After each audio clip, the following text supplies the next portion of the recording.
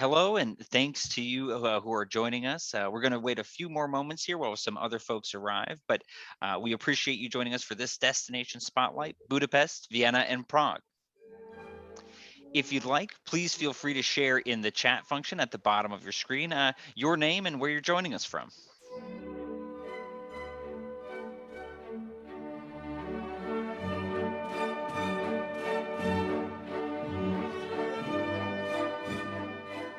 Hi, Jody. Thanks for joining us from Pennsylvania. Oh, I see Florida. Ohio, thanks for joining us. Hi, Margaret. Thanks for joining us from Washington. Oh, I think I saw Cape Cod in there. That's near us. Thank you for joining us.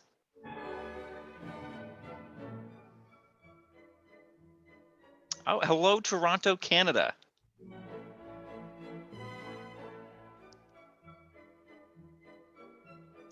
Hi, Sally in Maine.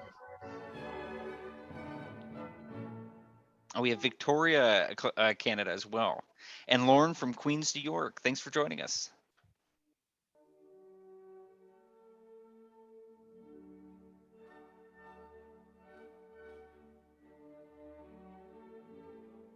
Carrie from Charlotte, North Carolina. Thank you for joining us for this Destination Spotlight. We're happy to have you here.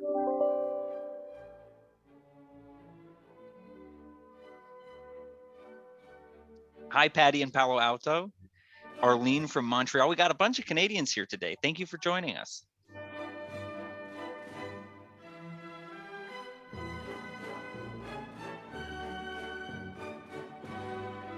Maria from Florida. Hello, Maria. Hi, Jennifer. Thanks for joining us from Ohio today. Maria from Michigan.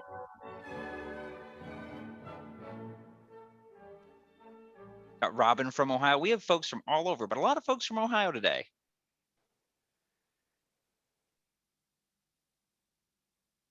All right. Hello, Martha from Traverse City, Michigan. Thanks for joining us on Facebook today. Wonderful. Well, thank you all so much for joining us today for this installment of our Travel Talk series. This is our destination spotlight on Budapest, Vienna, and Prague. We're so happy to be joining you with this today. And today we're going to be shining a spotlight on three of our favorite cities in Europe. We'll be traveling from east to west, beginning with Budapest. Then we'll turn our sights to Vienna before ending our journey in Prague. Today, we'll be joined by one of our expert tour directors to give us a sampling of the incredible experiences that we can have when visiting these dynamic cities. These captivating destinations have something for every type of traveler. We're excited to share a bit of that with you, from unique political history to striking architecture to incredible artistic achievements to unique local cultures. Now, before we jump into the webinar, we do want to touch on a few housekeeping items. So today we're presenting to you in what we call a webinar format. Now, what that means for you is you'll be able to see me and our special guests, but we can't see or hear you. But we do want to hear from you. So if you have questions for us, please put them in the question and answer function at the bottom or top of your screen on Zoom. Or if you're joining us on Facebook, you can put them into the comment section on Facebook. We do have some questions. We do have time for a live Q&A at the end of our presentation today. And we'll also be peppering in some questions that were submitted before the webinar began throughout the presentation as well. Now, please note that today we're going to be specifically discussing Budapest, Vienna, and Prague. So if you have questions about your particular itinerary or your reservation, we encourage you to bring those questions to our traveler support team. Now let's look at our agenda for the day. So as I said, we're going to be looking at the highlights of Budapest, then Vienna, before ending in Prague.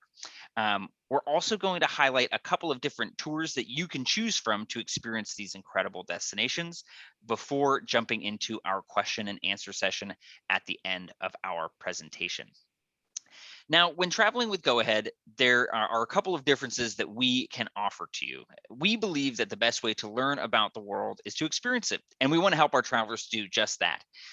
Our goal is to open the world through education and create a travel experience that allows you to interact with a country the way that a local does. In order to do that, we take care of all of the little details so you don't have to.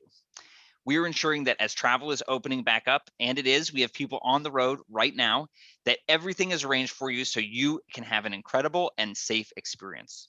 Between hand-picked hotels and meals, the on-tour transportation, personalized flight itineraries, Go Ahead cultivates a unique and unforgettable experience for our travelers. Now, what really brings our tours to life, though, is our local guides and, of course, our expert tour directors. Their passion and love for the countries we visit bring the experience to life. And today we are lucky to be joined by one of our excellent tour directors. I'm very happy to introduce you to Atto. And Atto, could you please say hello to the folks joining us today and give them a little bit of background about your history with Go Ahead? Yes. Hello, everybody. My name's Atto. I'm living in Germany, in Berlin, and I'm working for EF and Go Ahead Tours since 2006. And I really love traveling. And in the old days, when I was a kid, I was a farmer's boy and I was not allowed to travel. There was simply no time. With 18, I started. And since then, I have the travel bug. So, and now I even made it to my profession. And I can't wait to get you over here and to show you just mainland Europe, every German speaking and all the surrounding. Yeah, come on over.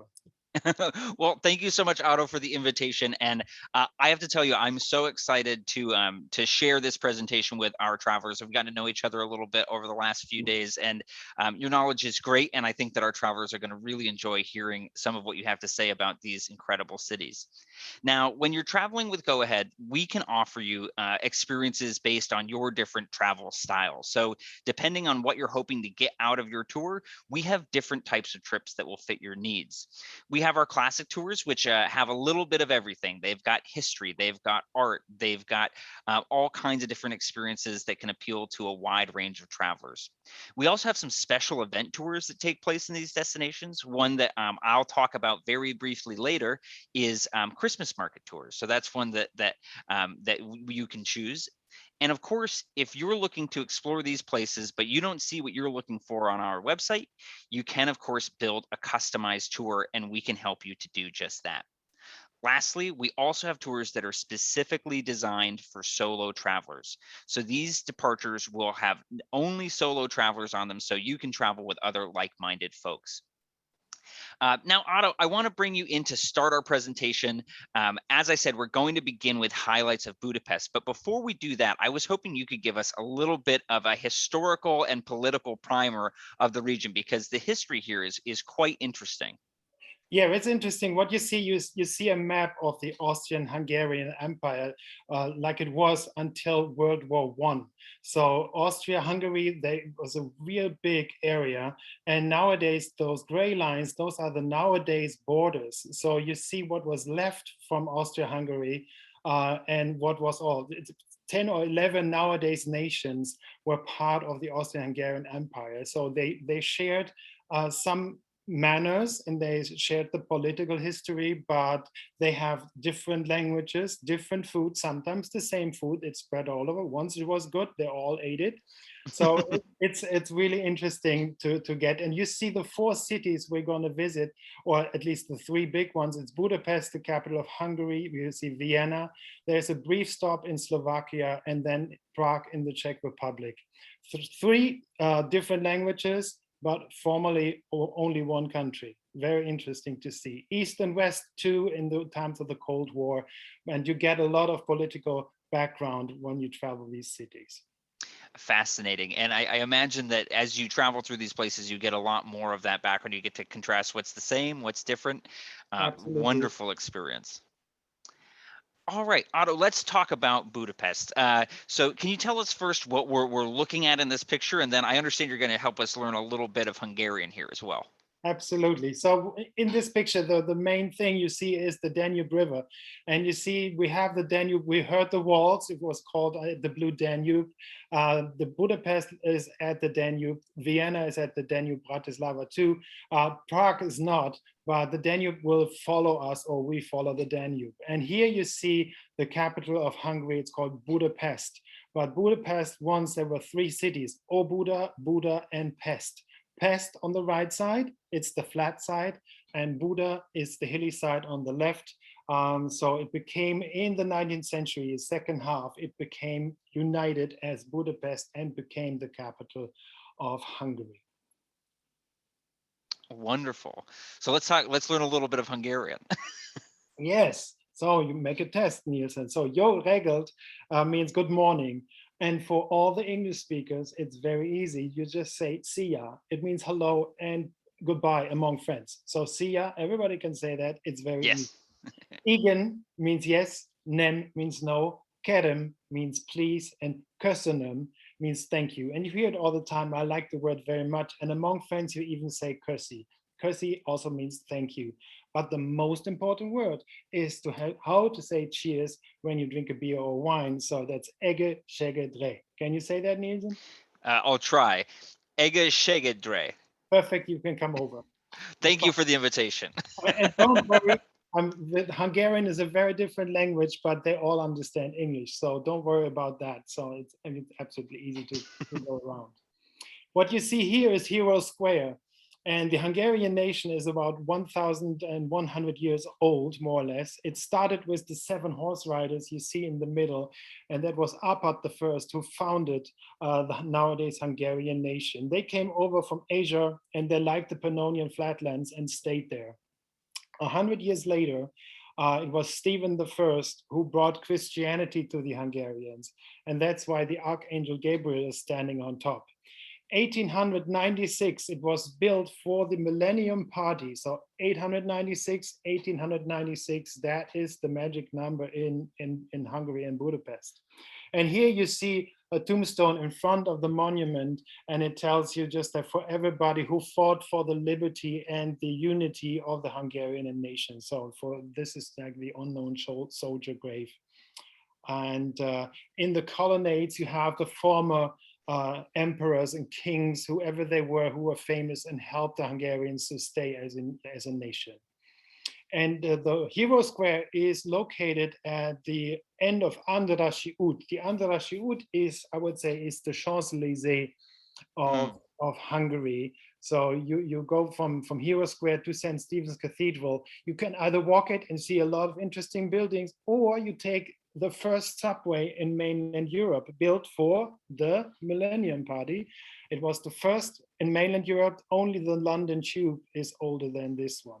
And it's still running. It's beautiful and very easy. Public transport in most of the European cities, I would say all of them, is very easy and absolutely advisable to use it. Yeah.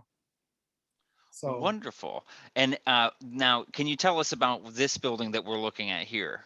This is the Budapest Opera, and it's built the second half of the 19th century too. And it was financed by the city of Budapest and by Franz Joseph, the Emperor of Austria. And when it was inaugurated, rumor has it that he was not amused because somebody told him it's bigger than the one in Vienna. I don't know if that's true, but there's a little rivalry among them still. Yeah, who knows? Beautiful building, and at the end of Andrássy út, you see St. Stephen's Cathedral. You see the cupola, and of course, it's 96 meters high. It's always that number. You can get in for free. It's a Catholic building. It's 1905, if I'm not mistaken. It was built, and you can also get to the cupola, and there's a lookout. You can do, of course, if you're sporty, you can take the stairs, but there is an elevator too. So nice to see. Nice place. St. Stephen's Cathedral, or István in Hungarian. Yes, but the Catholic faith is not the only. So there is a Jewish district too. And this synagogue was built, that's the biggest in mainland Europe, built also in the middle of the 19th century because there was a thriving Jewish community and they decided they needed a bigger building. And that's when they built this. Donai Street means Tobacco Street. Some people call it Tobacco Temple. Well, built in Moorish style. You see, whoever has been to Alhambra in Spain, you see the resemblance. It's also connected to the Jewish Museum. So if you're interested in that, it's in walking distance too. So very easy to access. beautiful building. And speaking of beautiful buildings, this the Parliament building is just gorgeous. I would love to hear a little bit more information about this. Yeah, the Parliament building reminds you maybe to another Parliament building. I would say that's the one in England, located on the Thames River. It nearly looks, yeah, that's definitely the role model.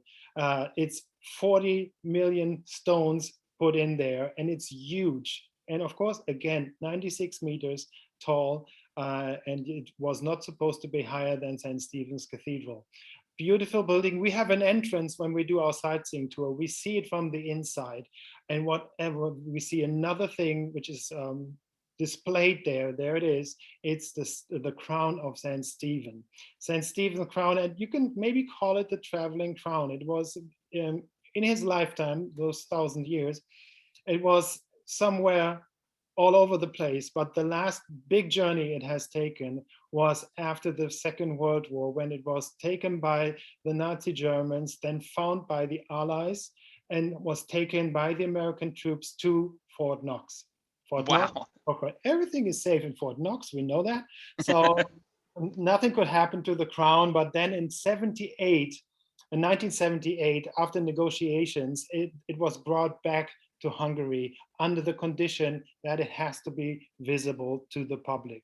And since the year 2000, you can see it in the Parliament building, and we get to get close to it. Don't get too close; you will be. Oops, stay. You can look, but don't go too close. Yeah, it's interesting to see. Absolutely. Wonderful. What an experience being able to see that in person. Now, there's I understand there's some other American connections with Hungary related to the Cold War, and there's even a statue of a famous American actor that they've placed there. Yes, well, he is a very famous actor, but not in his in his days of president, of being a president. That is why he's there, because actually he was never in Budapest, but the Hungarians liked to thank Ronald Reagan for his efforts in the second half of the 80s to end the Cold War. And that's why he's standing there. You see the parliament is in the back, and he's facing the American embassy, but also the monument for the liberation. Well, the Soviet Union liberated Budapest from the Nazi Empire, and that's where he's facing. So Condoleezza Rice in 2011, and Viktor Orban, they inaugurated the monument. And there is an excursion which we offer.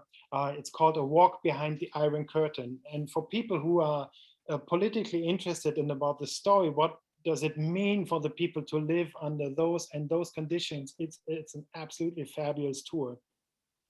You see on the walking tour, you see Mr. Reagan, you see the embassy, but then you end at the House of Terror, what we just have seen.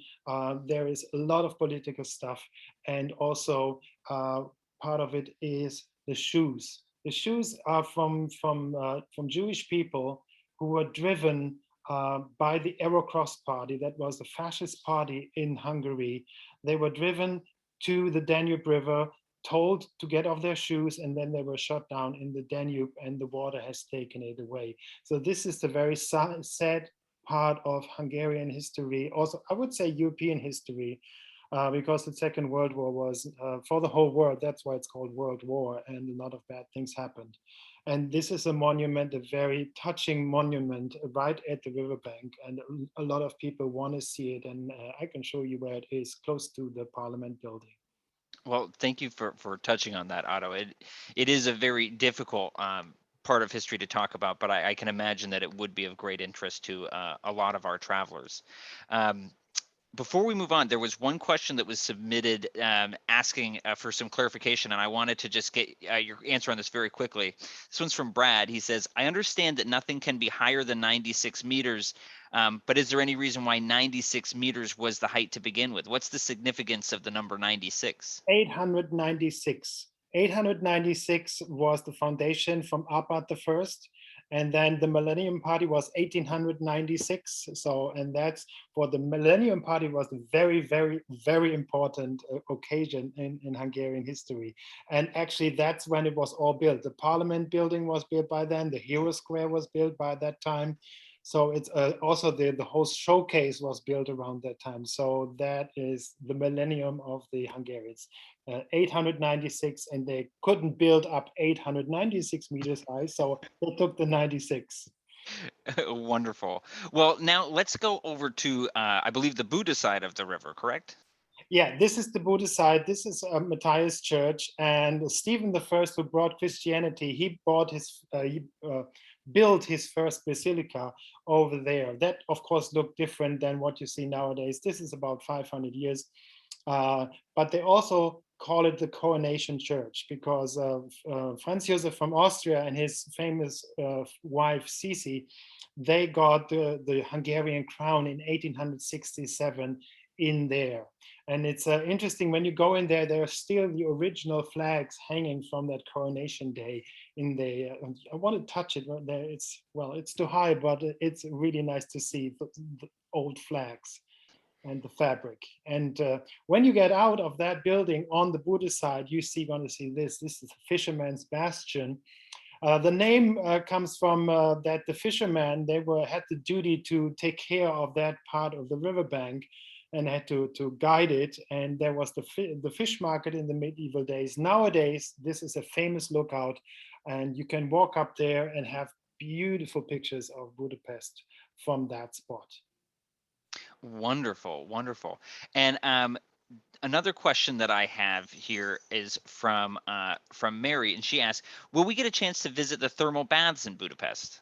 Absolutely, there's a chance to do that. Yeah, we offer an optional where you can go to those. There is more than one. We go to the Széchenyi bath, which is close to Hero Square. There's a picture of it, and it's beautiful. The hot springs are 73 in Celsius, degrees Celsius, which is double your body temperature. But of course, they have different basins with different temperatures, and if you're a spa person, it's absolutely marvelous. As you can see, you see the guys on the left side, they play chess. I would How do the same. relaxing. Yeah, how relaxing. It's really, it's a must do. If you're a spa person and you like, go there. It's a lifetime experience. Wonderful. Now, I was hoping that you could talk a little bit more about some other things that folks will get to see. I understand there's like a one street that you can really recommend for good shopping experiences. Yes, of course. Well, shopping is very important, as we all know. There's Váci Utca. Ut means street, Utca means small street. And you have this street, it's parallel to the Danube, and it starts at the other end with a more the bigger shops, which you can find anywhere. So, and then those shops become like they're tinier and more specific, and you can just go around, be inspired. And at the end of Váci Utca, you can definitely go shopping because this is the market hall, and you find one of the perfect souvenirs. Take your paprika with you and just like give it to everybody who likes to cook. So the paprika is the present, and you find it in there at every second corner. The market hall also built in this just before 1900 in a steel construction inside, and you have the stalls on the ground floor, restaurants and bistros on the first floor, and in the basement you have the fish market. Absolutely marvelous building. But I just want to give you one warning, because where there are tourists, there's always people looking for prey, because yeah, they observe you where you're putting your wallet once you had it out and put it back in again, and then they bump into you and they just like know exactly what to do, and with one grip it's gone.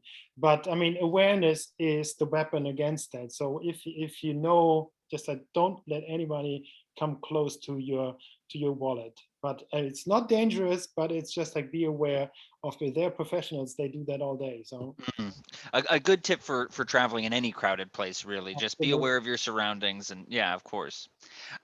So I wanted to ask about this statue. Can you tell us a little bit about the history here?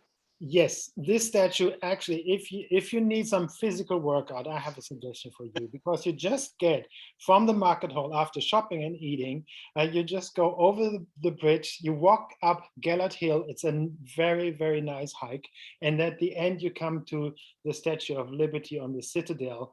And she's standing there since 1947. It's monument for the liberation of the Soviet Union, liberating Hungary from Nazi Germany. If you ask the Hungarians, they say, yeah, thanks for liberating, but you never got back home again. Yeah, too bad. But the statue is there. It's their marvelous place, and it's the must do. And this is actually from there. You have more or less this picture of Budapest, and here it is at night. You see Chain Bridge, the first bridge which is connecting Pest and Buda since 1849. Before it was only with boat, and then finally they got a bridge. What we have and what we offer as tour directors sometimes, it's of course time allowing, we do dinner cruises. We offer dinner cruises on the Danube River at night, or just like a sightseeing tour too. It's really fantastic, and it's a once in a lifetime experience, especially when you come to that time of the year when you have the sunset between 8 and 9. Marvelous. I mean, this picture alone just looks beautiful. I'd love to go out on that river. It looks absolutely wonderful. Otto, I do want to bring in another question that was submitted to us before the presentation began. What are the food specialties that this region is known for? This question is from Pauline. Yes, there is for Budapest and Hungary, there is goulash. Goulash is a symbiosis. Everybody eats it, everybody loves it. Goulash, I mean, you have the ingredients, it's either beef, or you can also eat it sometimes with pork, but mostly it's beef. But the most important ingredient is the paprika. Paprika is growing everywhere in Hungary. It's perfect conditions for it, and it makes it spicy and good. And you see, that little boy, he knows already. And if you go in the countryside, August, September, you see the houses, they hang the paprika to dry them, and then they make powder of it. But the secret is, once you start cooking, you have the onions and you have the oil, and then you have to put the paprika in there right away, not afterwards when it's nearly done. No, it's flavors when you put it in there at the very beginning. And in Budapest, it's a soup. In the rest of the Austro-Hungarian Empire, it's a stew, or also in Germany, we eat it too. So we like it, but there's a stew and there's a soup, and it's fantastic. Wonderful. So thank you so much for that. One question that we got from the audience here is there any kind of course they can take while they're on tour to learn how to cook this goulash? Oh, maybe you can arrange, maybe you can ask one of my colleagues, because she gave me the tip with putting it in there very easy. But there's also a cookbook for EF Goya Tours has a cookbook. It's in there, so you find the recipe in there too. But no, we don't have a cooking class. But well, we will find instructions for you. Yeah. Absolutely. Wonderful. Well, let's move on to Vienna. Can you tell us a little bit about the journey getting there, and then what we can experience when we're in Vienna? Yeah, so Vienna is more or less, it's a 3 to 4 hours with a break bus ride from Budapest to the capital of Austria, Vienna. And we make a brief stop in Bratislava, that's Slovakia, so another country for your country collection. It's also a capital, and Bratislava and Vienna actually are the two capitals which are very close to each other. It's only 60 kilometers, it's 40 miles. And finally, then in Vienna, the first thing we do, we get to see Schönbrunn Castle.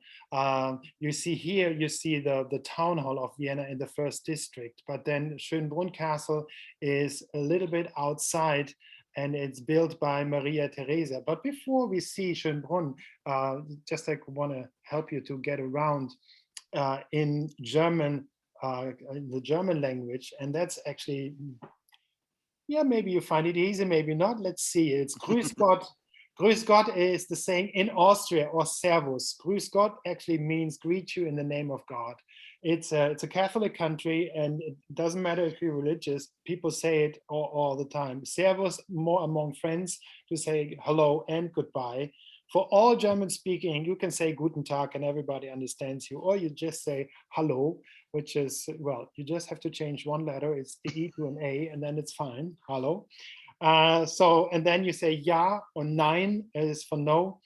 Bitte means please, and danke means thank you. But of course, also the most important, how to say cheers, it says Prost. Prost, and be aware when you say you first have to prost and then you have to drink, because if you drink before, you have to pay the next round. Ooh, a good tip. This Yeah, is why we need why I like to travel with Go Ahead, because I learned tips like that. yeah. N- Now you were mentioning Schönbrunn Castle. Can you tell us a little bit more about that? Yeah, Schönbrunn Castle was built by Maria Theresa in the 18th century. She was a very famous empress. She had whole ladies among you out there. It's just she had 16 kids in 19 years, and she was ruling the country. I think that's an achievement. She had a lot of nannies, I guess, but she was in the summertime there. In the wintertime, she was in the center of town. It's Baroque style, a Baroque garden. Everything had to match. What you see on the left side had to be there on the right side. We have a photo stop there. It's a marvelous, marvelous castle. But there is not only one castle in Vienna. Another marvelous castle is Belvedere Castle. And in there is a wonderful museum. In this museum, we have an access to that museum, and you see very famous pictures of the leading artist of the beginning of the 20th century. His name is Gustav Klimt. And Gustav Klimt, you see on the left side, that was the way he was painting with a lot of gold. This is the kiss, and you can see that in Belvedere Castle. On the right side, you see a lady, her name is Adele Bloch-Bauer, and he painted her. And there is a famous picture, it's called Golden Adele. And that has a story to it, which is between Austria and the USA, because when the Nazis were ruling in Austria in the Second World War, they have taken all those famous pictures and made it their own.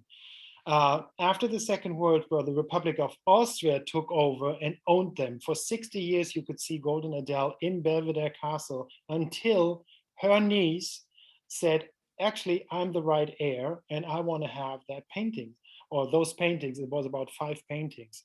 And she got a lawyer and she made it happen. The Republic of Austria had to give her the paintings, and nowadays you see it in New York City. There's a movie about it, and Ryan Reynolds is the lawyer, and Helen Mirren is Maria Altman, and it's a Woman in Gold, it's called. So for preparation, if you go to Vienna, it's marvelous. Watch that movie. Yeah. Wonderful. Otto, I got a question here that was submitted by Sally. She was wondering if in Belvedere Castle you're able to take photos. Do you know if photos are allowed there? I'm not 100% sure. Yes, you are. I remember me taking photos because I can never remember where it's allowed or not. I would say there's a very good tip. Just like if you take photos and somebody says you're not allowed to, just play innocent. It says, oops, and then it's fine. Nobody will punish you too hard. So that's what I do. Well, thank you for the tip. Now, we were talking a little bit about art, but we're in Vienna, so let's talk about music. So let's talk about the opera. Yes, there is of course, Vienna is a musical city. You all had those famous composers. It's Mozart, it's Beethoven, it's the Strausses. There's one and more than one Strauss, but this is the Viennese, the state opera located on the Ringstraße, which was built in the middle of the 19th century as the showcase of Austria. And it's absolutely, maybe it's bigger, who cares? I don't know. But the unique thing is, in this opera, you have every single night a different opera. So after they've done the performance, they take it down and put another one up and take it down. Every single day, it's another opera. That's an achievement, I think. Wow. Yeah, but if you think about Vienna, you always have to think about waltzing. And there is a man, his name is called Johann Strauss, and he has a statue in the city park. There he is, and he composed a lot of the waltzes. And if you nowadays, if you're a young kid in Vienna, if you're a youngster, you learn how to waltz. And this is yes, and then you fly over the dance floor. It's absolutely fantastic. And actually, maybe for you, it's just like the waltzing was actually the first dirty dancing. Yeah. Because you were allowed to touch your dance partner, which was before, but there you could do it, and that was fantastic. Yeah, yeah, Johann Strauss and the waltz. Wonderful, wonderful. Now let's talk a bit about the Winter Palace. The winter palace, we saw the summer palace already. That was had no heating system. So here it was warmer in the winter time. And it's the winter palace, it's called the Hofburg, the court castle, if you want to say. And you have lots of museums nowadays, which are all museums, but also the seat of the government.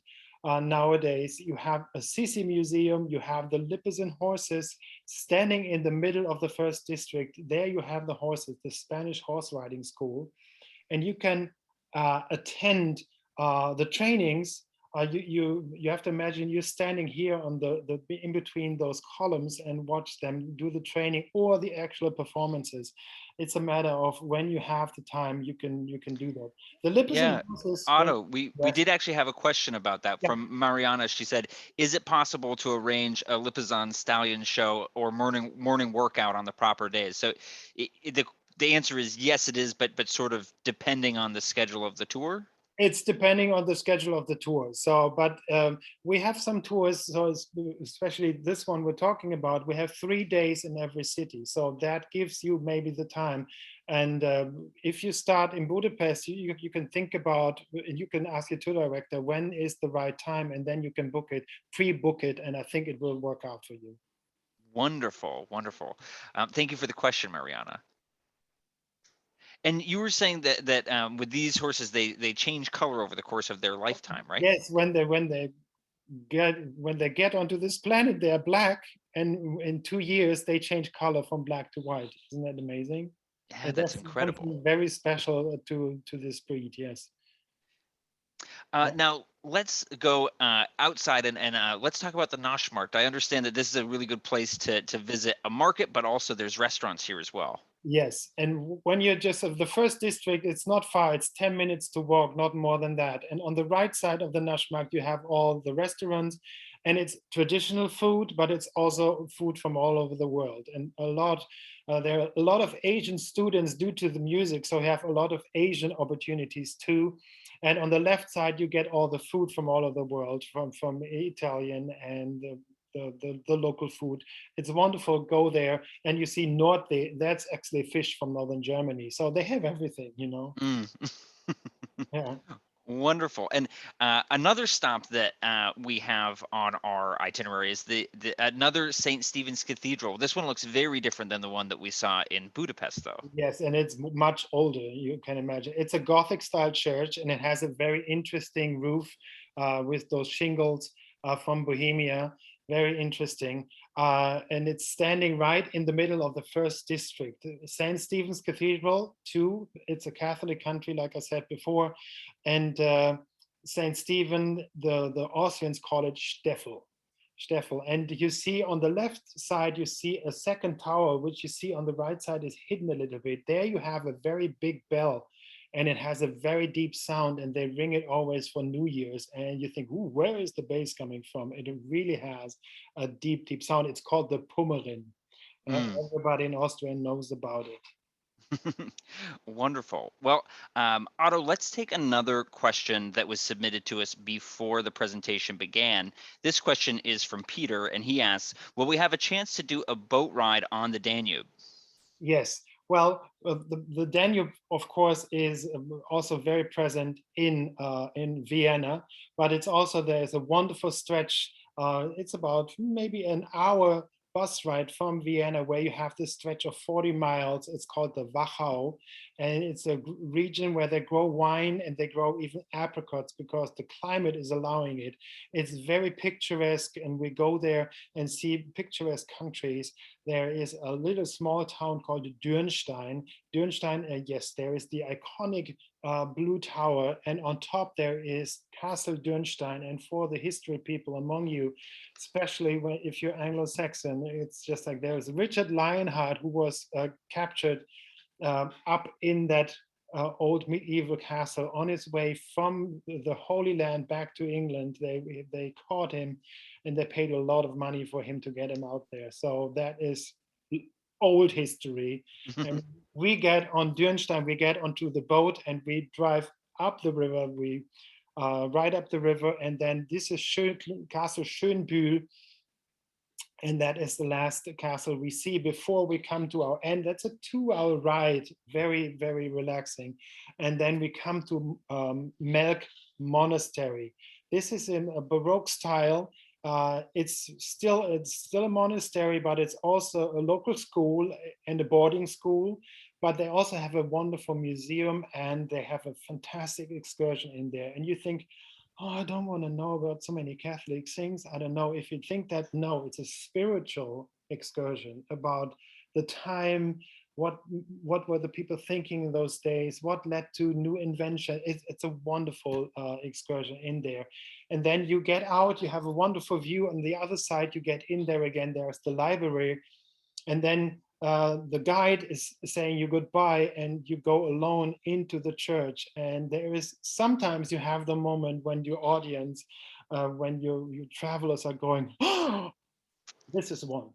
Yeah, it's fantastic because you're just overwhelmed by the beauty of the inside of the interior of the church. It's fantastic. I love those moments on tour where you're sort of your breath is taken away, or you just are surprised. Yes. For me, that often happens around food, of course. And so I wanted to ask you about some traditional dishes that one might find in Vienna.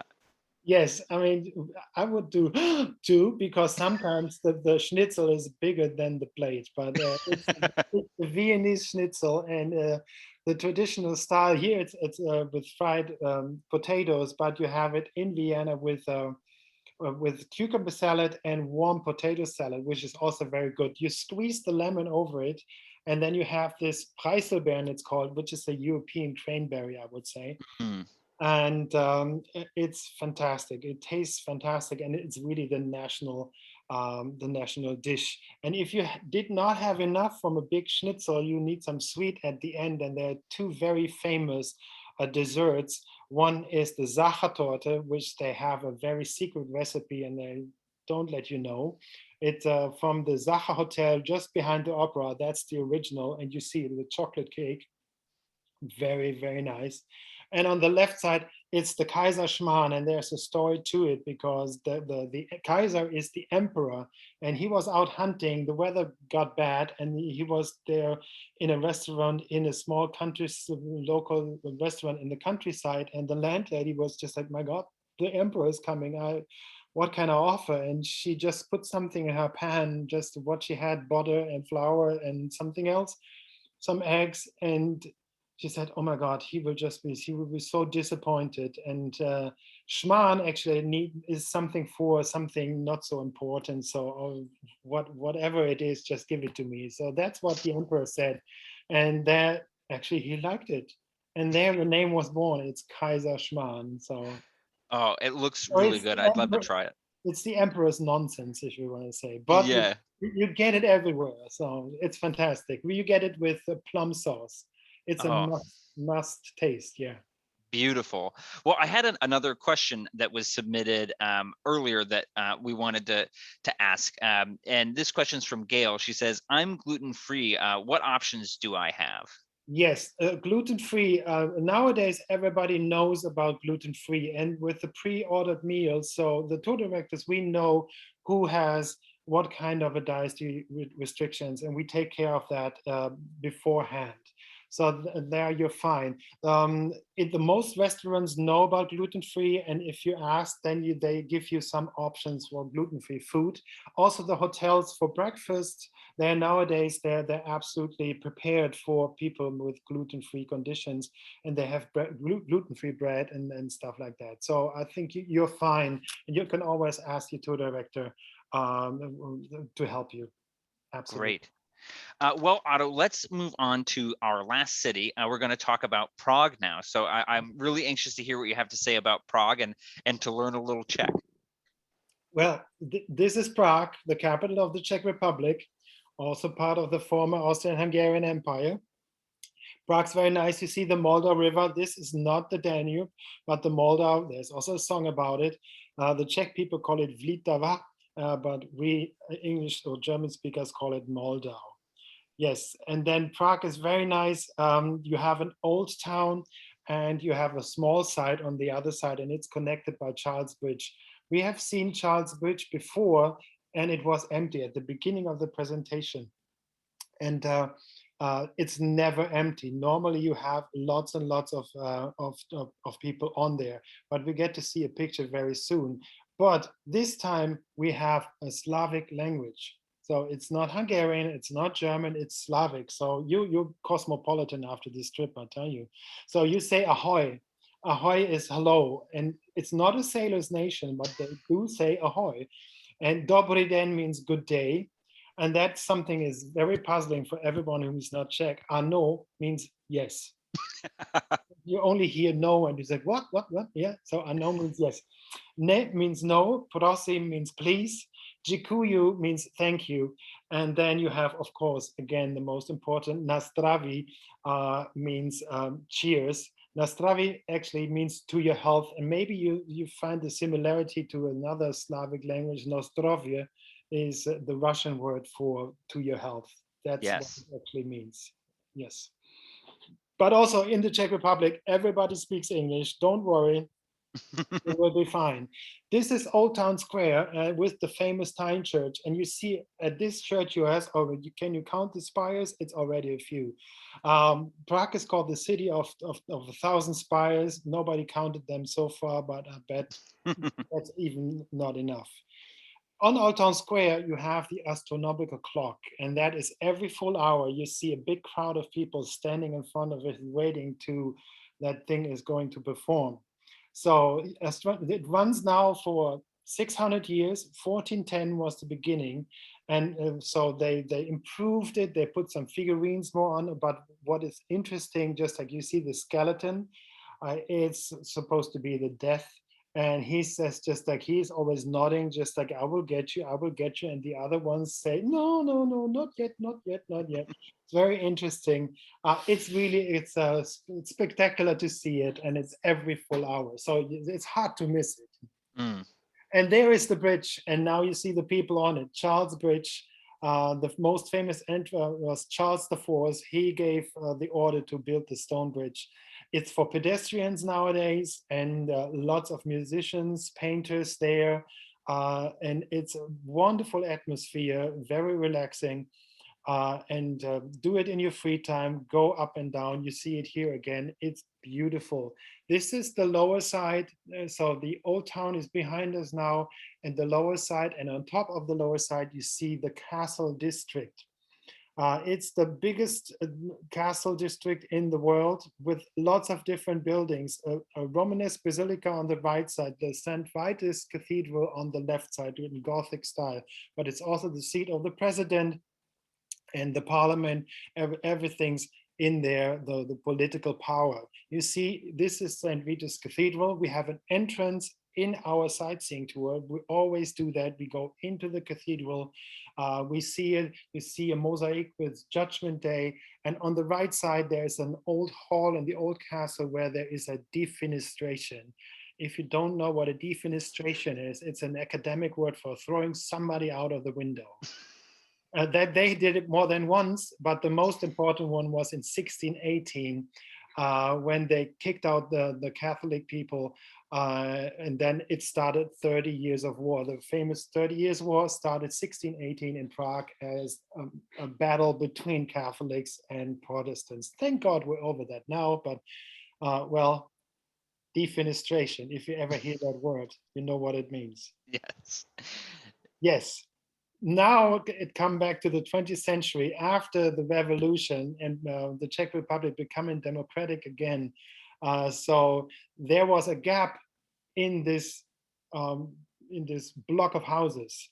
And then they decided to build something very modern. And it has a nickname. It's called either the Dancing Houses or Ginger and Fred, for Fred Astaire and Ginger Waters. So it's beautiful. I like it very much, but there was a long controversy of whether that fits into this, into that stretch of houses, which are looking very different. I like it very much. The controversy now, it's 30 years now, it's over, and I really do like it. Because most of Prague is old, but that is a new thing onto it. From there, you can see Petrin Tower. Petrin Tower is located on the Petrin Hill. And actually, the role model is, yes, it's the Eiffel Tower. It's only 2 years younger. They saw the Eiffel Tower and said, we want to have something like that too, but we can't afford to build it that high. So we build it up on Petrian Hill, then we have the same size. And actually, when you see it from the other side, from the old town, it looks like they just put the mountain in front of it and they have really such a big tower. It's wonderful. It's a nice, you can walk up there, you can take a cable car, and it's beautiful park. You can walk and have a wonderful view for your free time. That's an absolute good suggestion to do. Wonderful. Now, in Prague, I understand that we have an option to take a walking tour of the Jewish quarter there, which has a lot of very interesting historical aspects. Can you talk to us a little bit about that Yeah, experience? yeah, absolutely. Prague, in Old Town Prague, in the Old Town side, there is a part. It's called Josefov. It's the son of Maria Theresa. He gave the order just like to protect that area. It was a ghetto in the old days because the Jewish people were only allowed in that part of town. But then that was taken away. The more rich Jews, they left, but still the cemetery is there, the synagogues are there, and you get a brief, not a brief, it's a half a day actually, and you see synagogues, the Jewish history, and also legends about the golem. And of course, this is also European history, like Budapest, also in Prague, Nazi Germany did some bad things and they deported Jewish people. And in this building, the Pinka Synagogue, you have every name written of a Czech person who was deported or killed by Nazi Germany, and it's really yeah, touching moment. And you find pictures under the roof of kids who were in Terezin in that concentration camp who were just like painting pictures, and it's wow. I mean, I Wow. can only recommend it, and it's really, really a good excursion. If you're interested in that, do it, please. Yeah. Great. Thank you for sharing that with us. And there was another site that we wanted to touch on, which is the Lenin Wall. That sort of has an interesting history. Can you tell us a little bit about that? Yes. Interesting enough, because it started in the 60s when people were just like putting quotes of John Lennon songs onto a white wall. The wall belongs to the property of the state of Malta. And so then they're putting that on, and it became more colorful in the 80s, because when there was the political controversy even bigger, they thought, oh, let's put a camera, then we know who the weirdos are. And then with the revolution, it stayed colorful, and you see always somebody singing Lennon songs in front of it, painting it. Then they paint it white again. The people, this is an uprising. Then they repaint it, make it colorful again, and it's in 5 minutes from the bridge, and it's a nice, really beautiful spot to go there and to have a look at it. Great.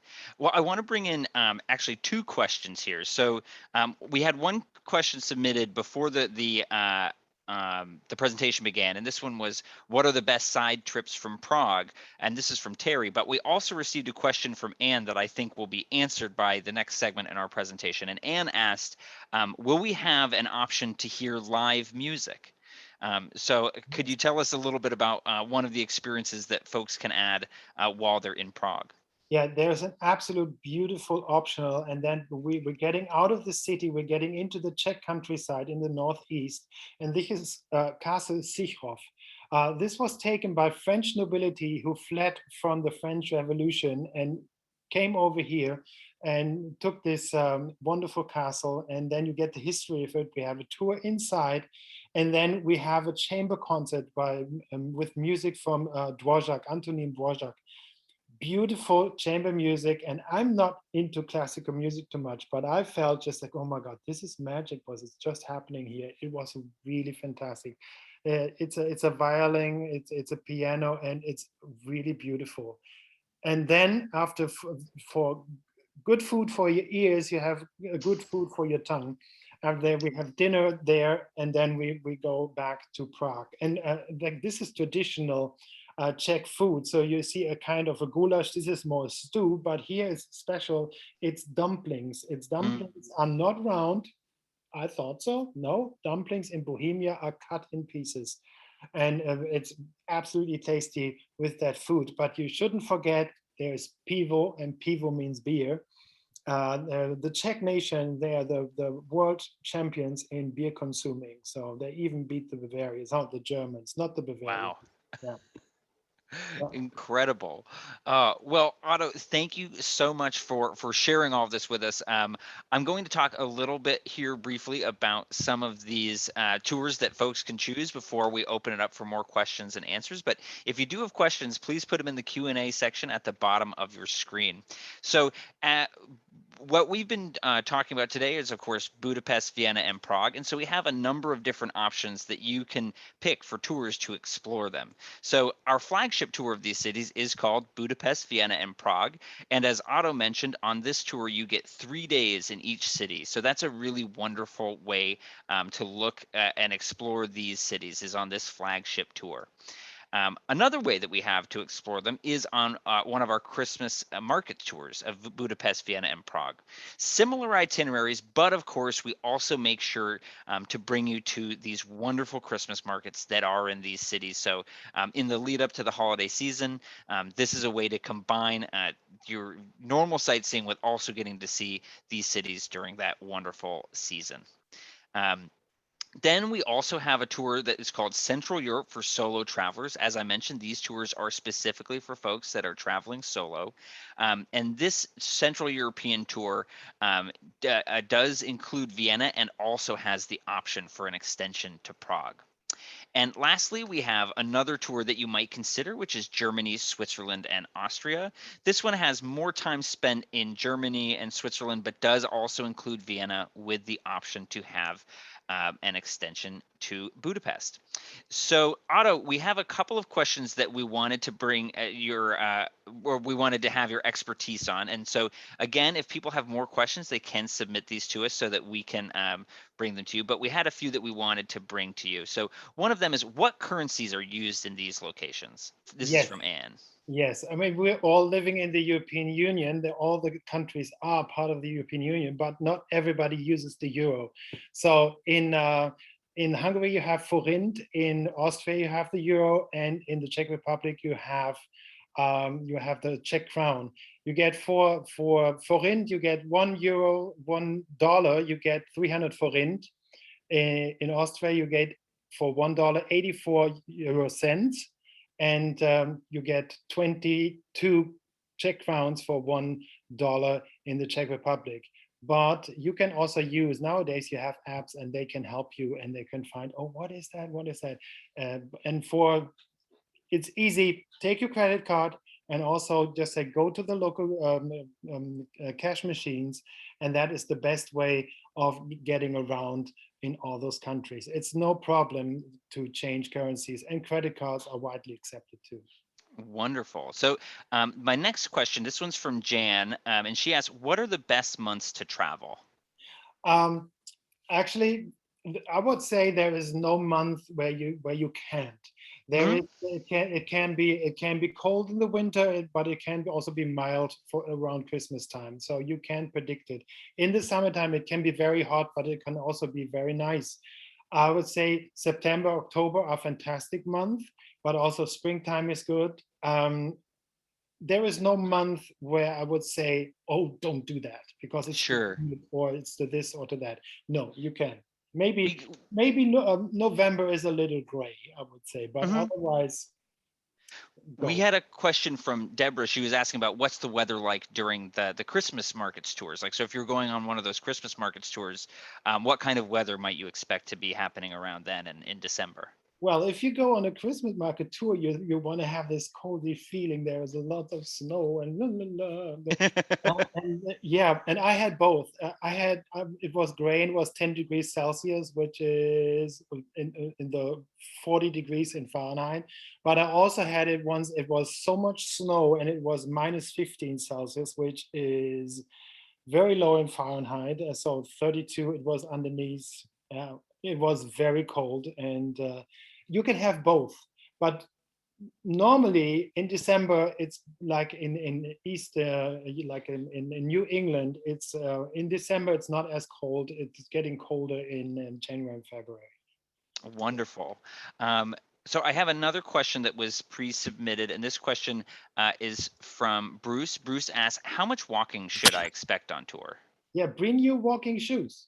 That's the first thing. Now, there is, of course, European cities are sometimes, especially Prague, not accessible with a bus, and then we walk into the city. But if you have problems with walking, so we can always find a taxi or an Uber or whatever. But I mean, walking helps, and it's really cobblestone streets in those medieval cities are, yeah, widespread. So yeah, be prepared for a little of walking, and if you're not a walker, start at the beginning. So I Yeah. had another question that was submitted here, and this one's from Jane. She was asking about like free time to explore different museums. Like, can you talk a little bit about the balance of free time and included activities on some of these tours? Well, there is when we come to one city, we mostly have right a sightseeing tour on the bus or on the bus and walking tour, depending which city it is. And then there is mostly a lunchtime and free time. Free time, sometimes free time, you have an optional and then you have less free time. But there is it's a little bit among you about what you like to do. If you're interested in that topic, then get the excursion, or your tour director will help you to find the best museum. And if you're into that, it's absolutely fine to do that. So, I mean, there is time enough. Absolutely. Wonderful. So Otto, I'm waiting for another question to come in here, but I wanted to ask you one more that I had personally. I understand that you've been assigned to lead some tours this coming fall. I know that some of these cities aren't available, but that you've been asked to lead some tours elsewhere. Yeah, well, I'm doing a tour which starts and you fly into Frankfurt, then you do Heidelberg, you get into Switzerland, so you have the Alpine experience, getting over Liechtenstein, then Innsbruck, Munich, Salzburg, and then Vienna. So you have a wonderful mix of Alpine scenery, of countryside, smaller cities, big cities. Um, and a lot of Grüß Gott, and it's wonderful. So at the end, you can waltz a little bit and then you waltz home. Wonderful. So I got one last question that I'm going to put to you before we wrap up, and that is in Vienna, Budapest, and Prague. Do people speak English, or do they prefer their local language? How easy is it to get around if you only speak English? Uh, Easy. I would say it's easy because I mean the people are used to that they speak a language they don't know.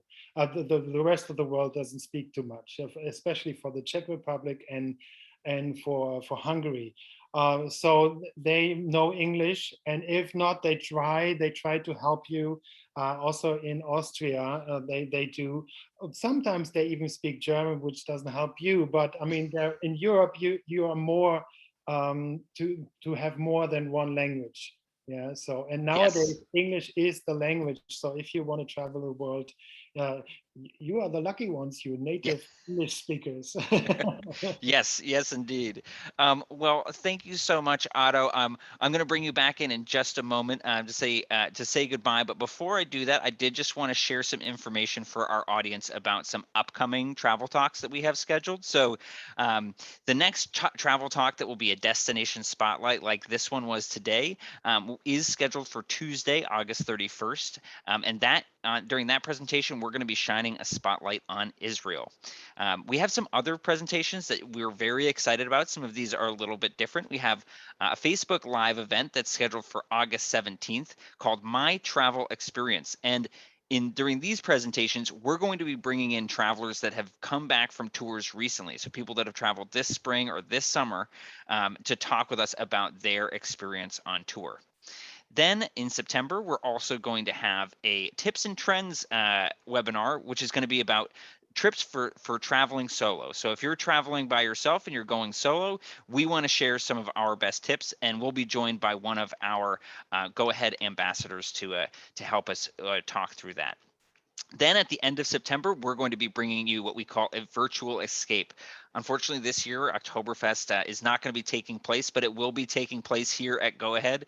We'll be bringing you a virtual experience, talking to you about this wonderful experience of going to Oktoberfest. And then we also have another event scheduled, My Travel Experience, again, talking to folks that have traveled with us recently over this summer or early spring. And that one will be coming up at the end of September on the 28th. So thank you again all for joining us. We very much appreciate you being here with us. And I just want to say thank you again to Otto. We really appreciate you being here and sharing your expertise. Thank you for having me and listening to me. I really loved it. Wonderful. Thank you, Otto. And thank you again, everyone. We'll see you next time. Bye-bye. See you on the road.